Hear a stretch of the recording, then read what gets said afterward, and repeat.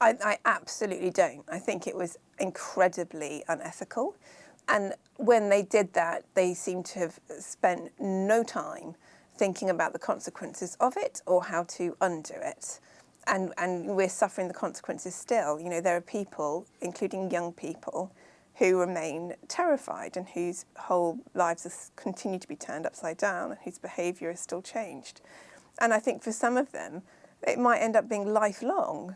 And that was, you know, deliberately done to them by a government who set out to scare them, you know, with that sort of spy bee document which said they had to raise the level of personal threat felt by people who correctly weren't scared of something that wasn't a threat to them.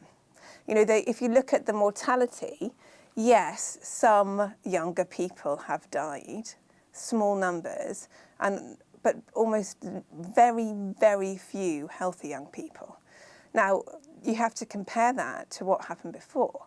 So we're not saying, you know, these people, yes, some young people have died, but young people die every single year of respiratory viruses, every single year. And it's horrible and it's tragic for their families, and, you know, my heart goes out to them. But that doesn't mean that it's something we can do something about. You know, ultimately, the way that biology works is some people's immune systems aren't fit for the viruses that are around. And for a couple of years, we had a different virus that was dominant through the winters. And so, you know, they died with a different label attached to them.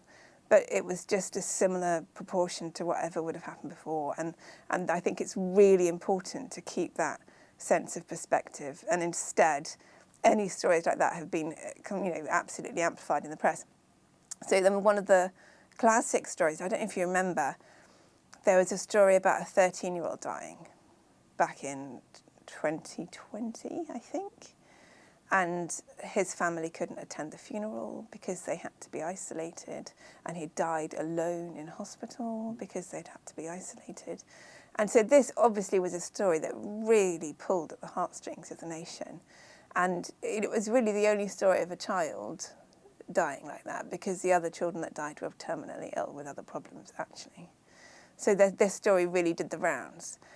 And then it came to inquest, and at inquest, the coroner found that really the cause of death had been an attempt to put a tube into his trachea that had gone wrong. And, you know, obviously tragic, awful, but you can't then pretend that was because of the virus and then use that story to manipulate parents into vaccinating their children. That was just really wrong to do that.